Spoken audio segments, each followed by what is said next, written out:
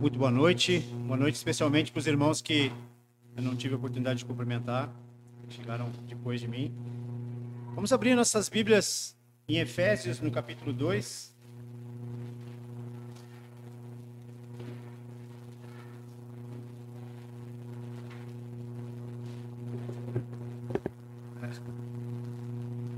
Bem pelo contrário.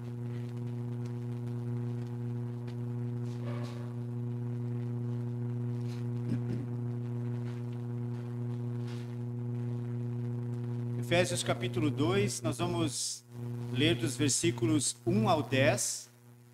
E nessa mensagem, ela está dividida em 3 pontos e fala a respeito da graça imerecida, da qual nós somos alvo de Deus. No primeiro ponto, nós vamos falar sobre a vida sem Cristo, a realidade da grande maioria das pessoas nesse mundo. Nós vamos falar no segundo ponto sobre a salvação, algo que nós precisamos lembrar a respeito da nossa salvação. E também, por último, no terceiro ponto, sobre a nossa vida com Cristo. Dos versículos 1 até o 10, como eu falei, nós encontramos o seguinte. Eu estou usando aqui a versão NVT. E eu não sei se vocês vão projetar a mensagem, o texto bíblico, mas na minha Bíblia diz o seguinte: vocês estavam mortos por causa da sua desobediência e de seus muitos pecados, nos quais costumavam viver, como o resto do mundo, obedecendo ao comandante dos poderes do mundo invisível. Ele é o espírito que opera no coração dos que se recusam a obedecer. Todos nós vivíamos desse modo, seguindo os desejos ardentes e as inclinações da nossa carne humana. Éramos, por natureza, merecedores da ira como os demais. Mas Deus é tão rico em misericórdia e nos amou tanto que, embora estivéssemos mortos por causa dos nossos pecados, Ele nos deu vida juntamente com Cristo. É pela graça que vocês são salvos, pois Ele nos ressuscitou com Cristo e nos fez sentar com Ele nos domínios celestiais, porque agora estamos em Cristo Jesus. Portanto, nas eras futuras, Deus poderá apontar-nos como exemplos da riqueza insuperável de sua graça, revelada na bondade que Ele demonstrou por nós em Cristo Jesus. Vocês são salvos pela graça, por meio da fé. Isso não vem de vocês, é uma dádiva de Deus. Não é uma recompensa pela prática de boas obras, para que ninguém venha a se orgulhar, pois somos obra-prima de Deus, criados em Cristo Jesus, a fim de realizar as boas obras que Ele de antemão planejou para nós. Convido todos a fecharem seus olhos e vamos orar mais uma vez, pedindo ao Senhor que nos ajude a expressar a palavra de Deus com clareza e também para que recebamos a palavra como vinda diretamente de Deus, chegando ao nosso coração. Feche os teus olhos, vamos orar ao nosso Deus. Senhor, nós cremos de todo o coração que essa palavra é palavra inspirada, escrita por um homem santo que dedicou a sua vida a servir ao Senhor e proclamar o evangelho entre aqueles que não eram judeus, entre os gentios. Dedicou o seu ministério e parte da sua vida também à igreja de Éfeso, e por causa do cuidado que ele tinha pela igreja, por causa do cuidado que ele tinha com as demais igrejas, a igreja ao redor do mundo, escreveu inspirado pelo Espírito Santo. Então nós cremos que essa palavra é inspirada e ela veio diretamente do coração do Senhor. E essa palavra é útil para nós, ela nos ensina, ela nos educa, ela nos faz relembrar de tudo aquilo que o Senhor quer nos trazer à memória nessa noite. Eu peço que o Senhor use o poder que a Tua palavra tem no nosso coração, para que nós a recebamos com alegria, para que nós possamos ser notificados, cientificados de que o Senhor é o mesmo, ontem, hoje e sempre. O Senhor continua a cuidar da Tua igreja. E o Senhor tem cuidado da Tua igreja e quer nos lembrar e nos livrar de soberba, quer nos livrar, Senhor, de qualquer tipo de erro doutrinário. Por isso nós podemos olhar para a Tua palavra e podemos também louvar o Senhor pelo grande privilégio que temos de ter liberdade nesse país, de abrirmos a Tua palavra, meditarmos nela e repartirmos, Senhor, as nossas meditações Obrigado porque o teu Santo Espírito ilumina a compreensão da palavra e prepara o nosso coração para recebermos a palavra do Senhor no nosso coração e sermos assim transformados por ela. Eu te louvo, te agradeço pela vida de cada um dos irmãos aqui e eu peço, Senhor, que tu me abençoe, que tu me ilumine para que eu consiga expressar com clareza aquilo que é o esboço dessa mensagem e aquilo que é a intenção que o apóstolo Paulo, que o Espírito Santo teve em registrar essas palavras. Eu peço que o Senhor abençoe os meus irmãos aqui, para que eles tenham um coração sensível à tua palavra e que a tua palavra de fato penetre o coração de cada um e faça os ajustes que o Senhor quer fazer. Certamente o Senhor tem algo a nos comunicar nessa noite e é isso que nós queremos pedir, no nome santo do nosso glorioso e precioso Salvador, que é Jesus Cristo. Amém. Eu não sei quantos aqui têm problema de memória.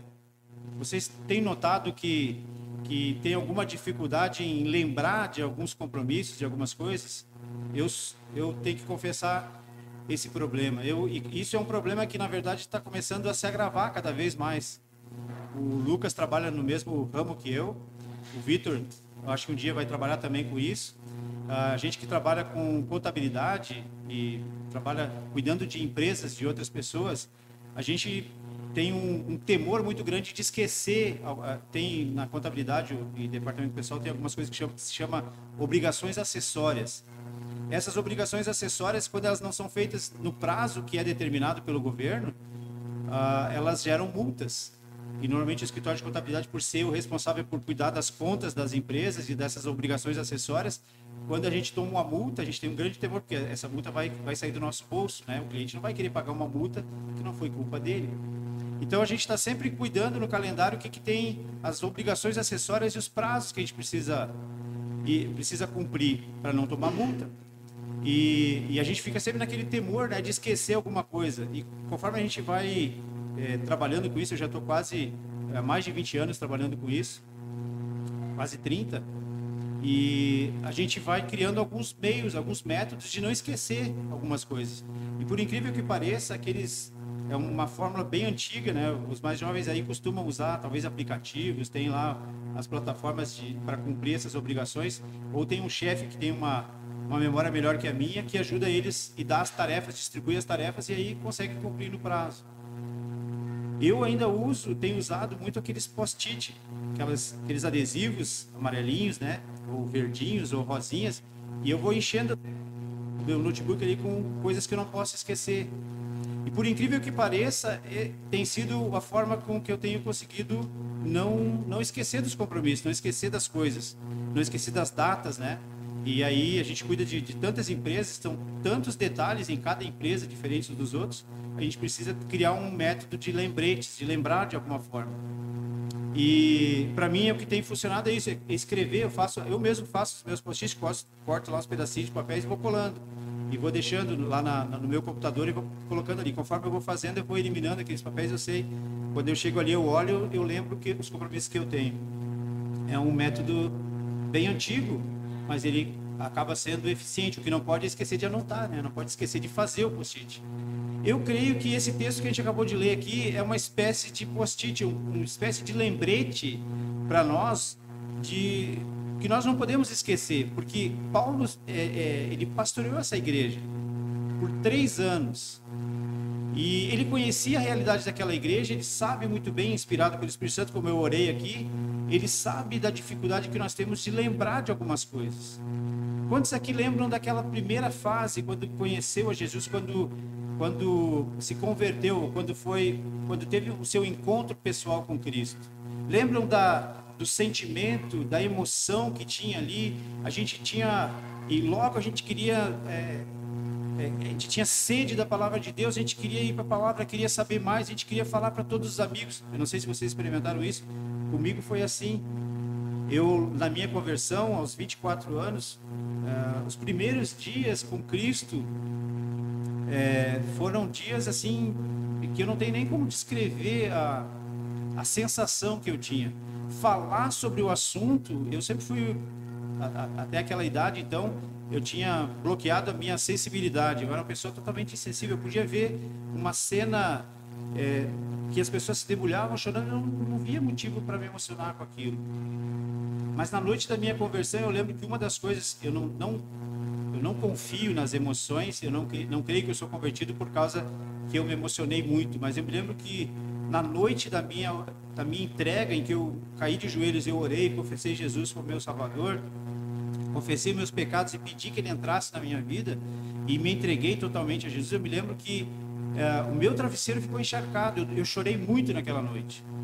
E talvez porque eu tivesse ficado muito tempo sem chorar, mas foi assim, e eu não consegui nos próximos dias, durante um bom tempo, eu não conseguia falar a respeito disso. Eu queria contar para as pessoas, mas para não chorar na frente das pessoas, eu acabava, às vezes, me silenciando. No começo, a gente é muito fervoroso, a nossa fé é muito fervorosa, e nós estamos muito sensíveis de olhar para um texto como esse que eu acabei de ler aqui e chorar, simplesmente entendendo porque aquilo era uma realidade que tinha acontecido há muito pouco tempo comigo. Estava ainda muito vivo no meu coração. Mas à medida que o tempo vai passando, e eu acredito que com vocês também, aqueles que já tiveram a experiência do novo nascimento, à medida que o tempo vai passando, isso vai se normalizando. E a gente começa a tratar das coisas, mesmo as coisas mais belas e mais profundas da palavra de Deus, às vezes se tornam coisas comuns para nós. E nós, às vezes, vemos alguém se convertendo, e isso traz uma certa emoção, mas a gente já não tem mais a mesma sensibilidade para as coisas de Deus. E aí, às vezes, a gente vai esfriando e a gente vai se afastando, a gente vai deixando de orar todos os dias, não sente aquela vontade de orar, a gente começa a não falar mais de Jesus, a gente vai se tornando aquilo que a Bíblia diz, aquilo que a gente conhece como um religioso, um cristão religioso. Paulo sabia disso. E ele sabia que a igreja corria esse risco de se tornar uma igreja religiosa. Por isso ele colocou, o Espírito Santo inspirou ele a escrever essa carta, e essa carta é uma carta que era para ser uma carta circular. Muitos dos manuscritos não trazem ali no começo aos Efésios, aos irmãos da igreja em Éfeso, como as outras cartas, normalmente que eram cartas direcionadas para igrejas específicas. Essa aqui era para ser uma carta circular. E de fato, muitos manuscritos passaram de igreja em igreja. Ou eles deixavam aquele espaço em branco ali em cima, quando faziam as cópias, e depois escreviam o nome da igreja. E é um desses tipo de lembrete para nós, para que a gente não esqueça, primeiro, de onde a gente veio. Depois, para que a gente não esqueça a respeito de como que se deu a nossa salvação. E também para que a gente não se esqueça de por que, afinal de contas, existe esse organismo chamado igreja. Porque é muito fácil esquecer. A gente tem um problema muito sério de memória, a gente acaba esquecendo e tudo acaba se normalizando. Então, eu gostaria que vocês saíssem daqui e tivessem em mente essa proposição que está ali. Por graça imerecida, eu estou em Cristo e eu tenho uma nova vida. Por graça imerecida, eu não tive merecimento nenhum. Foi a graça de Deus que me alcançou. E por essa graça imerecida, eu estou em Cristo. E porque eu estou em Cristo, eu vivo uma nova vida. Então, Paulo, nos primeiros versículos de 1 a 3, nós encontramos ali aquilo que eu coloquei como um ponto aqui, primeiro ponto da pregação, a nossa vida sem Cristo. E ele faz questão de lembrar, e ele diz, nos versículos de 1 a 3, diz: vocês, ele está escrevendo para uma igreja, vocês estavam mortos por causa da sua desobediência e de seus muitos pecados, nos quais costumavam viver como o resto do mundo, obedecendo ao comandante dos poderes do mundo invisível. Ele é o Espírito que opera no coração dos que se recusam a obedecer. Todos nós vivíamos desse modo, seguindo os desejos ardentes e as inclinações da nossa natureza humana. Éramos, por natureza, merecedores da ira como os demais.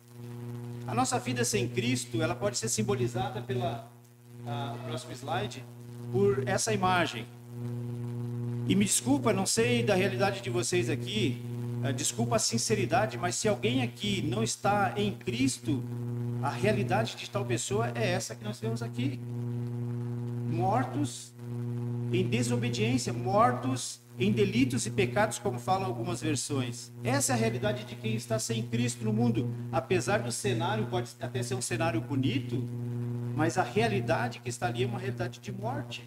E todos que estão sem Cristo nesse mundo estão mortos diante de um Deus santo, separados de um Deus santo que não compactua com o pecado. A palavra que Paulo usa aqui no grego é a palavra necros, ou necros, que é a palavra para morte. Também é usada no nosso idioma, né? Quando a gente fala necro, a gente está falando de alguma forma de mortos, né? Ele diz, vocês estavam mortos.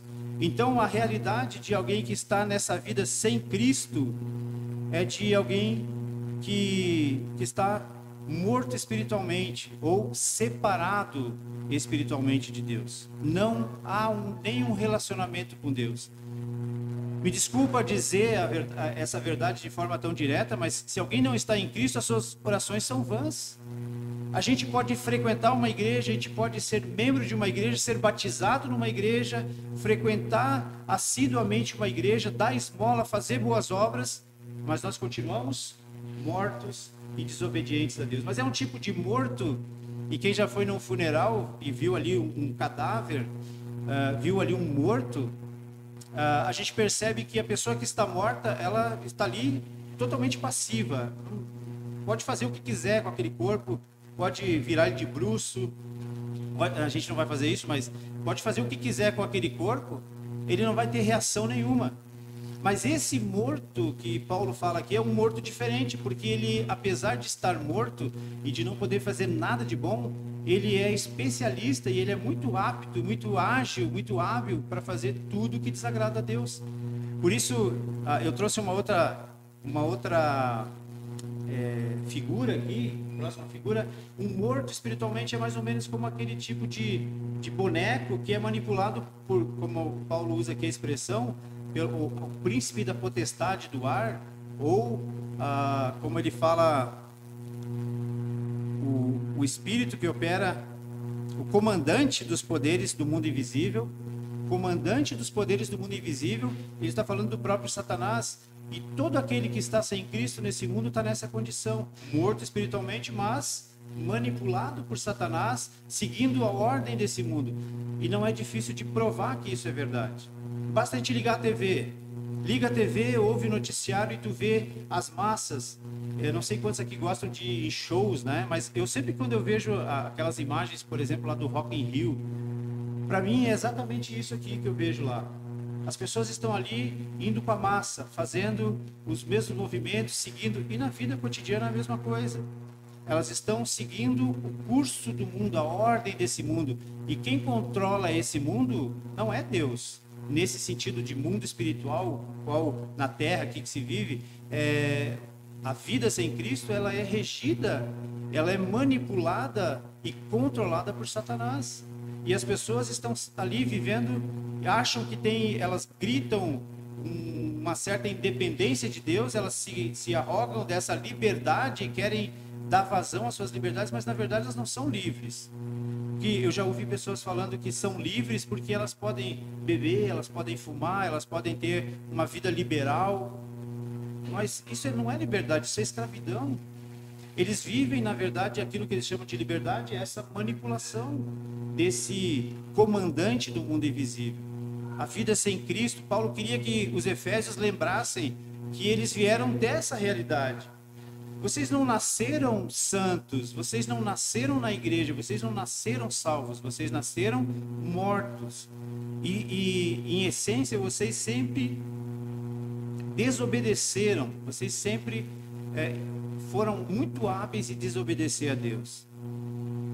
Paulo fala ali de um estilo de vida, uma ordem, um curso deste mundo, um senhorio, o príncipe do poder do ar, Satanás, o acusador. Um espírito que atua naqueles que vivem na desobediência. E tudo está aí dos versículos 1 a 3. Desobediência a Deus, porque não é possível servir a dois senhores. O próprio Senhor Jesus falou isso. Não é possível servir a dois senhores. Ou eu estou servindo a Deus, ou estou servindo ao diabo. Então, uma outra verdade dura para se dizer para quem não está em Cristo é que ainda permanece na sua filiação antiga, ainda permanece como filho do diabo. ainda está morto em delitos e pecados. Por isso, Paulo resume tudo isso na frase que está no finalzinho do versículo 3. E a próxima imagem que nós temos aqui, todas essas pessoas que ainda estão na vida sem Cristo, elas estão debaixo da ira de Deus. Ali tem um cenário bem escuro, nuvens escuras, raios, né, simbolizando ali que quem não está em Cristo não está salvo da ira de Deus, ainda permanece sob a ira de Deus. E por isso ele fala que são merecedores da ira ou filhos da ira, porque ainda vivem ainda estão debaixo daquela condenação, a condenação de Adão. Ainda não estão no novo Adão que é em Cristo, ainda não conheceram o Salvador, e por isso permanecem nessa condição de estarem sob a ira de Deus. Isso é uma condição terrível, aquilo que nós podemos chamar de grande vazio, aquela sensação ruim de que a gente nunca consegue sentir paz. E todos nós aqui temos que lembrar que antes de termos conhecido a Cristo, nós vivíamos dessa forma. Um grande vazio no nosso coração, que só pode ser preenchido pela pessoa divina, que só pode ser preenchida por Deus. Esses filhos da ira, tanto gentios como judeus, e aqui a intenção primeira de Paulo era fazer com que a igreja de Éfeso, que estava ali sofrendo o assédio dos gentios, dos judaizantes, aqueles judeus que haviam se convertido a Cristo e que queriam obrigar os efésios que não eram judeus a guardar a lei, a guardar o sábado e a guardar as prescrições da lei de Moisés. Paulo diz para eles que eles não são obrigados. A gente sabe que Paulo foi uma pessoa que lutou muito por essa liberdade cristã em Cristo, né? Ele, inclusive, foi quem representou os gentios no Concílio de Jerusalém, está lá em Atos capítulo 15. Ele foi lá pessoalmente conversar com os outros apóstolos e eles foram convencidos de que realmente não deveriam colocar nenhum tipo de jugo sobre os não judeus, e que eles eram totalmente livres e deveriam entender que a salvação é pela graça e não pela observância da prescrição da lei. Paulo queria que, na verdade, a igreja fosse uma só, que comportasse no seu seio uma só família, um só corpo, que estivesse ali congregando juntamente os judeus convertidos e os gentios que também tinham se convertido. Assim como os gentios abandonaram lá suas crenças pagãs e queimaram seus livros de magia e se converteram a Cristo e agora estavam vivendo, nada mais era necessário para eles. E assim também os judeus deveriam conviver e não deveriam colocar nenhum jugo sobre eles. A ideia aqui dessa carta como um todo é que de uma só igreja, um só batismo, um só corpo, um só Deus. E ele então quer relembrar esses irmãos efésios de que eles vieram de uma realidade tremendamente desfavorável. Eles eram inimigos de Deus. Ele queria lembrar eles lá, e nós aqui precisamos ser lembrados também. Sem Cristo, a vida sem Cristo, nós estamos mortos, nós somos obedientes ao comandante do mundo espiritual, ao príncipe da potestade do ar. Nós somos filhos da ira, estamos ainda debaixo da condenação, na vida sem Cristo. E nós, como igreja, precisamos lembrar de onde que nós viemos. Agora, Paulo dedica uma parte da sua mensagem a trazer a memória dos efésios, e aí nós vamos também trazer a nossa memória aqui, como que nós somos salvos. Porque às vezes a igreja, ela começa, como eu disse, pela familiaridade, a gente vai se acostumando com os termos, a gente vai falando como crente, a gente começa a usar muito evangeliquez, a gente começa a acostumar muito, a gente conhece a Bíblia, a gente conhece os livros da Bíblia, a ordem dos livros, a gente vai se especializando em falar para as pessoas aquilo que elas querem ouvir, os irmãos, a gente sabe como se comportar no meio evangélico. E a gente pode esquecer e achar que a gente, na verdade, até merecia ser salvo. Mas o texto já nos mostrou que nós temos que lembrar, nós temos que trazer a nossa memória de onde nós viemos. E também nós temos que lembrar como que nós somos salvos. Então, os próximos versículos de 4 a 9, Paulo então vai se dedicar a falar para esses irmãos, e a Bíblia vai falar para nós aqui a respeito de como que nós somos salvos. Apesar de todo esse quadro desfavorável que está ali nos versículos de 1 a 3, o próximo trecho começa com a palavra mas, e em seguida complementado por mas Deus. E eu falei isso de manhã lá na IBA, e volto a repetir aqui, uma das palavras mais bonitas do Novo Testamento, ou da Bíblia, é a palavra mas. Porque sempre quando vem fazendo uma narrativa que é desfavorável, que é ruim, quando nós chegamos nesse mas, é a dobradiça, né, do texto. Então, o texto vai mudar de rumo, vai falar de outra realidade agora. E o texto, então, vinha descrevendo aqui um quadro terrível. Vocês estavam mortos, vocês estavam separados de Deus, vocês eram desobedientes, obedientes a Satanás, filhos do diabo, mas Deus, versículos 4 a 9, mas Deus é tão rico em misericórdia e nos amou tanto que, embora estivéssemos mortos por causa dos nossos pecados, Ele nos deu vida juntamente com Cristo. E aí ele faz essa referência que é muito importante, a gente não pode esquecer. É pela graça que vocês são salvos. É pela graça que vocês foram salvos. E é pela graça que vocês permanecem salvos. Pois Ele nos ressuscitou com Cristo, nos fez sentar com Ele nos domínios celestiais. Porque agora estamos em Cristo Jesus.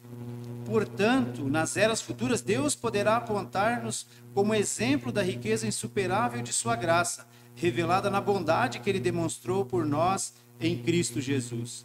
De novo, vocês são salvos pela graça, por meio da fé. Isso não vem de vocês, é uma dádiva de Deus, um presente de Deus. Não é uma recompensa pela prática de boas obras, para que ninguém venha a se orgulhar. Então, Paulo traz de maneira muito clara, e esse texto, dessa forma aqui, nessa versão que eu estou usando, eu não sei se é impressão minha, mas parece que é muito mais claro, a gente não precisa nem fazer muitas pesquisas para chegar aqui no sentido daquilo que a Bíblia quer dizer. Ela está sendo muito objetiva aqui. Esse texto ficou, para mim, é muito claro, a NVT traz muita clareza sobre alguns textos. É muito diferente da gente ler, por exemplo, numa versão, nada contra, mas numa versão revista e corrigida, por exemplo, em que traz ali palavras que a gente quase que nem usa mais no português e que às vezes dificulta, a gente tem que pesquisar o que significa a palavra. Aqui, a palavra já está interpretada, já está dito aqui qual é a palavra. Foram escolhidas as melhores palavras para serem colocadas aqui no nosso idioma. E aí fica muito mais fácil da gente compreender. Primeira coisa que Paulo queria que eles lembrassem, falando sobre a salvação, já que ele já falou sobre a vida sem Cristo, agora falando sobre a salvação, a primeira coisa é: a iniciativa foi de Deus. Não fomos nós que fomos procurar Deus. Ou alguém aqui tomou a iniciativa de ir atrás e querer conhecer sobre o Evangelho? Ou será que só eu tinha preconceito contra crente? Só eu que fugia quando alguém queria me evangelizar? Ou vocês queriam ouvir o Evangelho? Não foi iniciativa de Deus de nos salvar? Não foi Deus que tomou a iniciativa? Quem enviou? Todos nós conhecemos João 3,16, que começa dizendo que Deus enviou o seu Filho.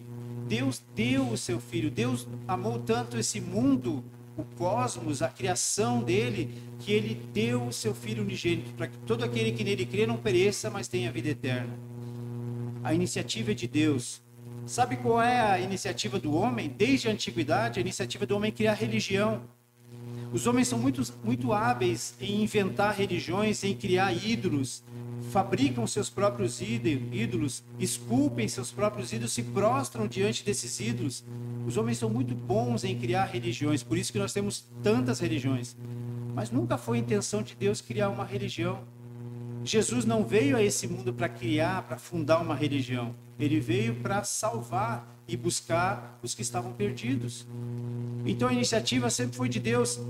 Jesus se voluntariou para morrer em nosso lugar e para pagar o preço da nossa condenação antes da criação do mundo, e nós fomos eleitos e escolhidos por Deus antes que houvesse qualquer coisa. E ele então deixa de maneira muito clara aqui que a salvação, ela é iniciativa de Deus. Ele diz: Deus é rico, tremendamente rico em misericórdia. Porque ele olhou para pessoas mortas que não podiam fazer nada por si e por misericórdia ele deu o seu filho. Ele tomou a iniciativa, ele veio de encontro a esses mortos, a esses seres que estavam ali em desobediência, em rebeldia, não querendo saber de Deus. Deus tomou a iniciativa. Deus é rico em misericórdia e pelo grande amor com que nos amou, deu-nos vida com Cristo. Deus já nos ressuscitou, já nos deu vida em Cristo. Nós sabemos disso porque Cristo venceu a morte e foi ressuscitado, o seu sacrifício foi aceito pelo Pai, ele foi ressuscitado. E ele então é as primícias dos que dormem. Nós podemos ter certeza de que mesmo que a gente morra antes que Jesus volte, nós estaremos com ele porque nós vamos ser ressuscitados. Ou nós vamos ser arrebatados e receber novos corpos e sermos transformados, ou então nós vamos ressuscitar e teremos corpos glorificados. Deus já fez isso. Então Deus ele mudou a nossa condição diante dele. Agora nós não somos mais representados por aquela imagem do cemitério, não somos os mortos-vivos que estão alheios àquilo que está acontecendo, insensíveis a Deus. Pelo contrário, agora nós mudamos de merecedores da ira para assentados com Cristo nos domínios celestiais. Isso é uma mudança radical de posição. Em Cristo, posicionalmente, nós estamos justificados dos nossos pecados. Deus já não olha mais para nós como pecadores irreconciliáveis, destinados e condenados ao inferno. Deus olha para nós com misericórdia e nos recebe como filhos por causa de Jesus. Olha que mudança. Antes a nossa expectativa era uma expectativa de juízo. E nós estávamos sabendo que tinha uma sentença sobre a nossa cabeça, e nós vivíamos carregando fardos pesados de culpa, e estávamos debaixo da ira de Deus. Agora, nós estamos assentados com Ele nos domínios celestiais, e a nossa expectativa é de esperança e salvação. Quando a Bíblia fala de redenção, nós aguardamos a redenção, é que nós estamos aguardando que Jesus volte para nos buscar, e aí todas as nossas dificuldades, problemas, mazelas, nossos pecados vão estar totalmente livres. Essa é a nossa expectativa hoje. Se nós morrêssemos sem Cristo, naquela condição de mortes espirituais, nós iríamos direto para o inferno. Agora nós ansiamos e nós podemos até encarar a morte, que muitos de nós aqui talvez vão experimentar. A gente pode encarar a morte já com uma certa serenidade, porque a morte não é mais o nosso maior inimigo. Deixou de ser, está vencida, a morte está vencida, Satanás está vencido, ele ainda é nosso inimigo, mas ele não tem poder mais sobre nós, porque nós estamos em Cristo. E nós podemos olhar para a morte com serenidade, ansiando até mesmo pela presença do Senhor. Nós podemos ansiar pela vinda de Jesus para nos buscar, ou nós podemos ansiar até mesmo pela morte, porque a morte é uma promoção, deixou de ser um juízo e passou a ser uma promoção, porque Paulo mesmo diz, eu já não sei o que escolher entre as opções que eu tenho, eu até preferia morrer e ir para a presença de Jesus, estaria com ele, o que é muito superior, mas Deus ainda tem algo para fazer na minha vida, por isso eu vou permanecer, eu ainda tenho um propósito a cumprir. Então, a perspectiva correta do crente é olhar para a morte não como um juízo ou como algo terrível que pode lhe acontecer, mas uma promoção para estar na presença de Deus. Da certeza de condenação, nós passamos para a convicção de salvação. Antes estávamos sob juízo, agora nós estamos em Cristo. E em Cristo, Deus nos demonstra toda a sua graça e toda a sua bondade. E Paulo revela também, nesse trecho que nós acabamos de ler, que é um pouquinho mais longo, esses versículos de 4 a 9, a graça de Deus. E a graça de Deus, representada no próximo slide, eu quis colocar aqui, pode passar, a ideia era de colocar um presente, né? Porque quando a Bíblia traz a palavra graça, é algo que não nos custou absolutamente nada. E eu poderia trazer aqui simplesmente a figura de uma caixa grande de presente, mas eu acredito que a salvação é uma graça tão grande que ela não pode ser representada por um único presente. Na verdade, Deus nos deu na graça, na salvação, muitos presentes. E nós podemos desfrutar desses presentes todo dia. E quem complica, na verdade, a nossa própria vida, somos nós mesmos. Porque Deus já nos deu, Pedro fala isso, né? Que Deus nos deu já, juntamente com Cristo, nos deu tudo que nós precisamos para uma vida santa e piedosa. Mas nós temos muita dificuldade com isso, nós atrapalhamos muito esse processo. E nós inventamos muitas distrações e nós olhamos muito para as circunstâncias e por causa disso, às vezes a gente não desfruta do privilégio. A gente não desfruta dos privilégios que Deus nos deu na salvação. E a gente esquece que a salvação é graça de Deus, e graça é de graça, não nos custou nada, ela foi dada por Deus. Mas o texto diz para nós que a graça é por fé. Então eu poderia pensar, mas graças à minha fé eu sou salvo. Mas o texto diz para nós que a fé também vem de Deus. Porque na verdade, algumas pessoas gostam muito de usar essa expressão, olha, eu sou uma pessoa de muita fé, eu tenho muita fé.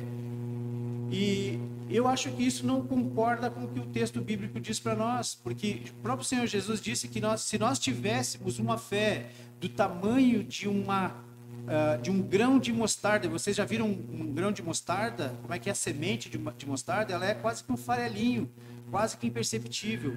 Se vocês tivessem uma fé do tamanho de um grão de uma mostarda, vocês dariam ordem a uma montanha e a montanha ia se jogar no mar. Vocês teriam um poder sobrenatural se vocês tivessem uma fé do tamanho de um grão de mostarda. Então eu posso dizer, eu não tenho uma fé do tamanho de um grão de mostarda, porque na verdade eu preciso de muita ajuda até mesmo para olhar, para crer nas promessas de Deus. Eu preciso de memoriais, eu preciso dessa lembrança que nós temos aqui na palavra de Deus. Por isso que eu não devo me afastar da palavra, porque a palavra ela vai trazendo essas memórias, ela vai me ajudando a refrescar essa memória e renova a minha esperança. E se eu começo a olhar muito para as circunstâncias, para os problemas, para as dificuldades, para a canseira do dia a dia, eu começo a desanimar. E se eu começo a desanimar e eu começo a me afastar da palavra, eu multiplico o meu problema. Mas a vida com Deus é uma vida de graça, cheia de graça. E Paulo quer então que os Efésios e nós também lembremos disso. A vida com Deus, a salvação, na verdade, a graça de Deus, ela é dada por Deus por meio da fé que também é dada por Deus. Efésios capítulo 12, versículo 2 diz que Jesus é o autor e consumador da fé. Lá no céu nós não vamos precisar de fé. É por isso que Jesus é o autor e consumador, e foi Ele que implantou no nosso coração a fé para que nós crescêssemos no Evangelho. Eu lembro quando as pessoas estavam tentando me evangelizar e eu não queria saber, eu não queria ouvir. E eu impus uma condição para fazer um estudo bíblico evangelístico. Eu vou ouvir o tempo que precisar. Eram 5 lições. Eu vou ouvir, mas depois disso, vocês não me perturbem mais. Eu usei outras palavras, mas não me importunem mais com esse negócio de Bíblia, com esse negócio de Jesus. Eu não quero saber. Só que a palavra de Deus é tão poderosa que quando eu comecei a fazer o estudo, ela começou a falar comigo e eu comecei a ver naquele plano de salvação, naquele estudo evangelístico, eu comecei a perceber que ele estava falando de mim, estava falando comigo. E no primeiro estudo eu já comecei a notar isso. No segundo versículo eu fiquei praticamente recebendo aquilo, bebendo daquilo. No terceiro estudo eu estava plenamente convencido. No quarto estudo, do último estudo, antes de ser feito ali o apelo, vamos dizer assim, né, qual era o meu posicionamento, eu já estava convertido. E Deus ele me deu uma fé suficiente para que eu enxergasse aquilo que eu precisava naquele momento, para que eu manifestasse fé e para que eu respondesse positivamente. A partir dali, eu comecei a viver uma nova vida. Mas foi graça de Deus. E eu tenho isso muito claro para mim, porque eu não queria. Eu acho que isso também resume aqui a realidade de todos vocês. Naturalmente, nós não queremos saber, por isso que Deus precisa nos dar de graça a sua salvação. Então, a graça, a salvação, ela é iniciativa de Deus, ela é graça de Deus, ela é dada de graça, é por meio de fé, e por meio de uma fé que também é dada por Deus. Ela é sem méritos humanos, não tem participação humana na salvação, e ela é para a glória de Deus. E é exatamente para porque ela é dessa forma que ela glorifica a Deus, porque nós não queríamos e mesmo assim Ele nos amou. A salvação segundo a Bíblia é assim. Então qualquer outra proposta que se apresente por aí, vocês sabem que existem muitos evangelhos sendo pregados por aí. Qualquer outra proposta é uma proposta falsa, é mentira. E qualquer mistura, qualquer adição ou qualquer subtração do evangelho se torna uma mentira. O evangelho deixa de ser aquilo que ele é. Então essa é a verdade sobre a nossa salvação. Mas o texto também fala sobre a nossa vida sem Cristo, fala sobre a salvação, mas também fala a respeito da nossa vida com Cristo. Ele relembra aqui os Efésios de como que é a vida com Cristo. Isso está no versículo 10. O versículo 10 diz o seguinte: pois somos obra-prima de Deus, criados em Cristo Jesus, a fim de realizar as boas obras que Ele de antemão planejou para nós. A vida com Cristo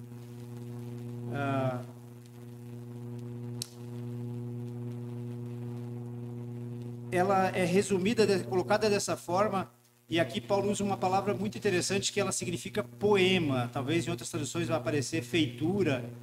Vocês são feitura de Deus ou poema de Deus. A palavra no grego lá é muito parecida com a nossa palavra em português, que é poema.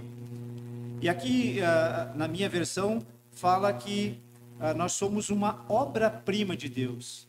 Quando a Bíblia relata lá em Gênesis a criação, toda a criação, nós temos a cada dia, no final de cada dia, Deus diz que viu que aquilo que ele fez era bom. E de fato, Deus fez coisas muito boas na criação. A gente pode observar a natureza, a criação de Deus é boa. A Bíblia diz que quando Deus criou o homem, ele disse que era muito bom. Porque o homem era sua imagem e sua semelhança, o representava, espelhava a glória de Deus para esse mundo. Mas esse homem caiu, ele entrou e todos nós estivemos debaixo da condenação por causa do pecado desse primeiro homem. Ele caiu e a sua imagem de Deus ficou arranhada. Ele é agora um arremedo, uma imagem arranhada de Deus, o homem sem Cristo. Agora, quando Deus pega esse homem que caiu, que está lá vivendo debaixo, sob a sua ira, está separado dele, morto em delitos e pecados de Deus, então o restaura em Cristo. A Bíblia diz que esse homem, essa pessoa, é uma obra-prima de Deus. Exatamente porque ele nos vê agora através de Cristo, através da obra de Cristo. E ele já nos vê como nós vamos ser. Ele já nos vê como nós vamos ser aperfeiçoados. Então, por isso ele usa essa palavra aqui, feitura, poema, obra-prima. Nós somos concebidos pelos nossos pais biológicos, mas nós nascemos mortos e inimigos de Deus.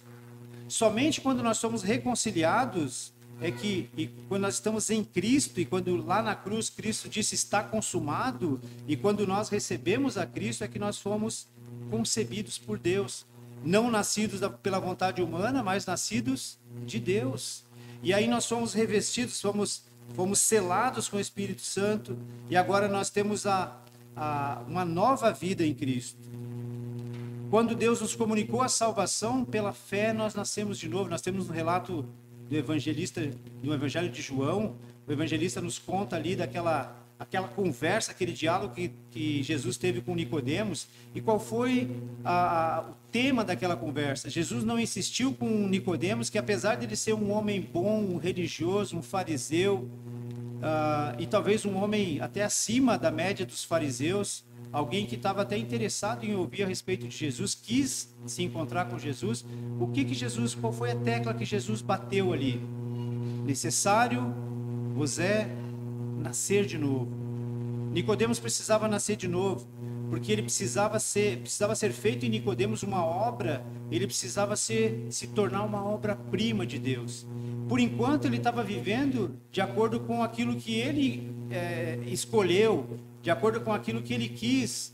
Ele queria ser um religioso, ele queria agradar a Deus com as suas boas obras, mas ele precisava nascer de novo para aí sim ele poder fazer boas obras. As boas obras, elas não têm valor nenhum na salvação.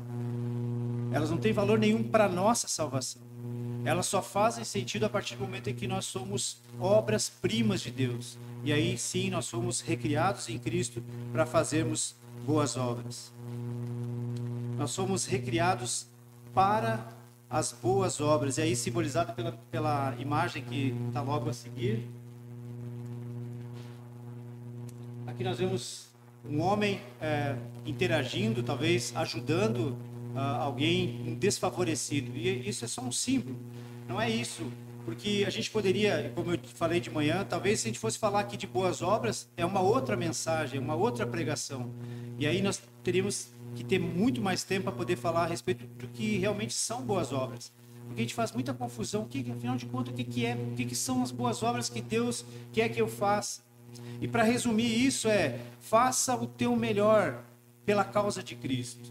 Se tu, no teu trabalho, se tu conseguir fazer um bom trabalho, e conseguir ter um trabalho honesto e com isso glorificar a Deus, tu está fazendo boas obras. Tem uma frase famosa de um sapateiro que se converteu e que queria saber, agora o que eu faço? O que eu posso fazer para fazer boas obras? Eu devo largar o meu trabalho? O que eu devo fazer? E aí ele recebeu a seguinte orientação: faça bons sapatos e venda por um preço justo. Isso é boa obra. Faça um bom trabalho e seja honesto. Seja um bom advogado e não explore ninguém. Isso é boa obra. Mas também tem outras obras, boas obras que nós podemos fazer. E o certo é que no tempo que nos resta daqui, de hoje, desde a nossa conversão até o dia que o Senhor vai nos buscar, nós devemos nos dedicar a fazer coisas que glorifiquem a Deus. E isso são boas obras. E aí nós podemos, então, botar nossa mente para funcionar e entender o que eu posso fazer para cumprir. Porque antes eu estava numa vida sem Cristo. Deus me salvou por iniciativa dele, por graça dele, por bondade dele.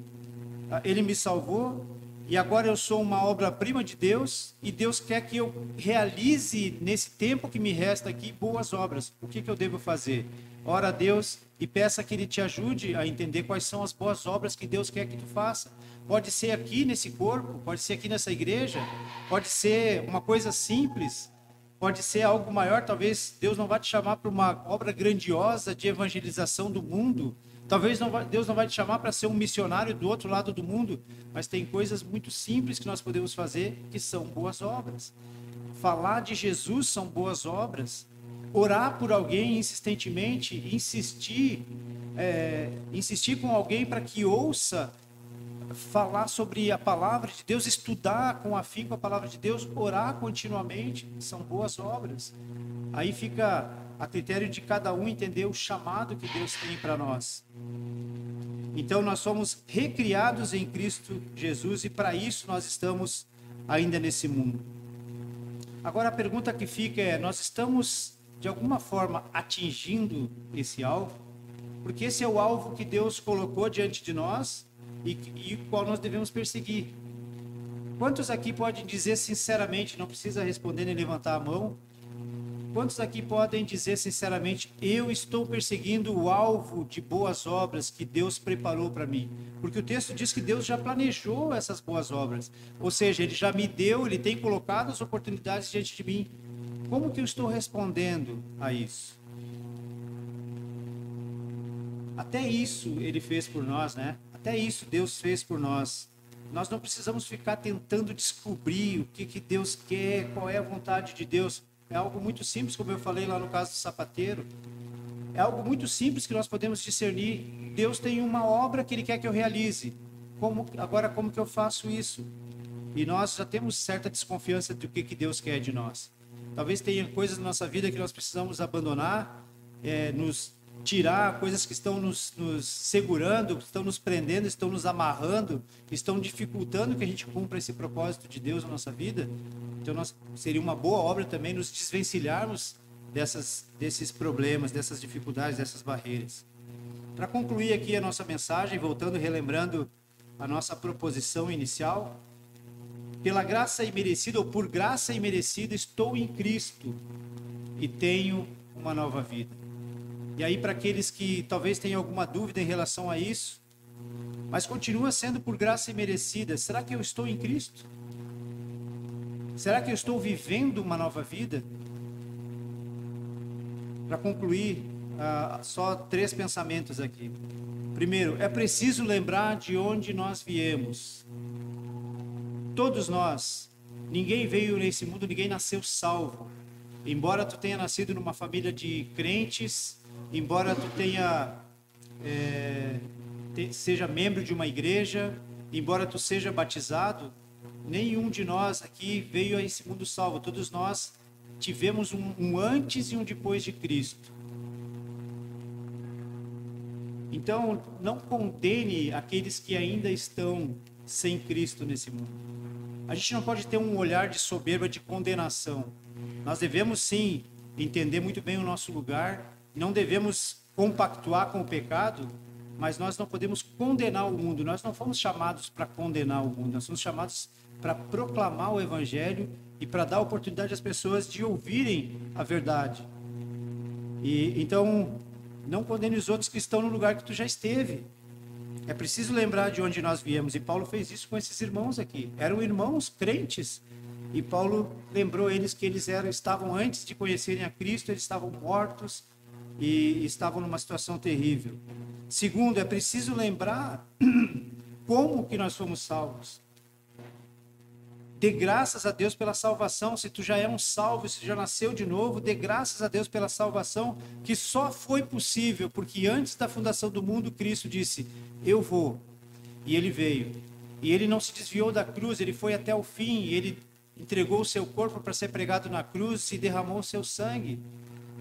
Dê graças a Deus pela salvação e pela iniciativa que Deus teve de te salvar. É preciso, em terceiro lugar, lembrar para que nós fomos recriados.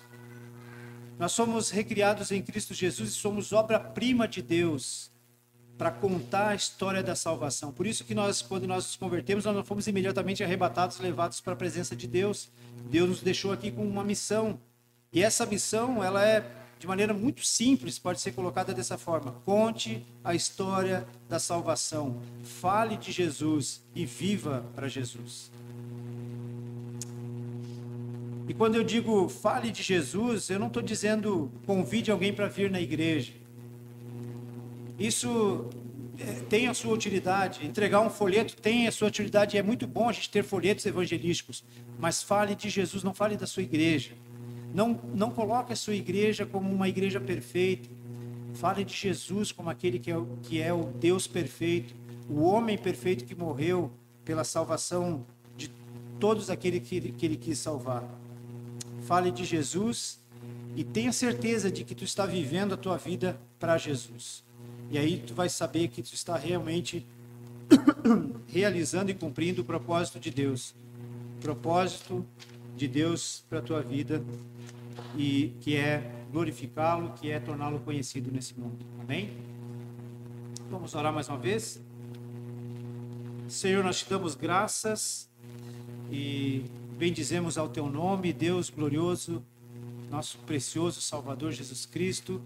Espírito Santo, nós te louvamos pela iluminação e compreensão da palavra. Nós te agradecemos por tua bondade e misericórdia, porque o Senhor supre as nossas vidas, porque o Senhor está sempre conosco, como prometeu, e nós podemos desfrutar da tua companhia, podemos desfrutar da habitação do Espírito Santo, que não somente nos ilumina, mas também nos sela para aquele dia em que o Senhor há de vir nos buscar, para que estejamos para sempre na tua presença. Obrigado por esse grande privilégio que nós temos, por podermos conhecer um Deus tão grande que se revelou a nós, e por podermos sermos lembrados pela tua palavra que é perfeita, podemos ser lembrados por ela que nós precisamos continuamente avaliar as nossas vidas.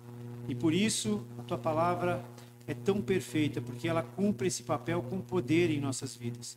Ela fala ao nosso coração, ela fala à nossa alma, e ela nos ajuda a lembrar que nós sem Deus, nós sem a palavra, nós sem a oração, nós somos fracos, débeis e não podemos cumprir a tua vontade. Mas fortalecidos no poder do Espírito Santo, por meio da palavra de Deus, por meio de uma vida de oração, nós podemos cumprir os teus propósitos. Então nós te pedimos, Senhor, humildemente, Nos ajuda, Senhor, a lembrar, nos ajuda a trazer a nossa memória, nos ajuda, Senhor, a não nos afastarmos da Tua palavra, a não deixarmos de orar, não esfriarmos na fé, para que nós possamos cumprir os Teus propósitos e assim glorificar o Teu nome. Esse é o nosso pedido que o fazemos, Pai, em nome do nosso glorioso, perfeito, maravilhoso e justo Salvador, que é Jesus Cristo. Em nome de quem nós dizemos, nós oramos, agradecemos e nós dizemos amém.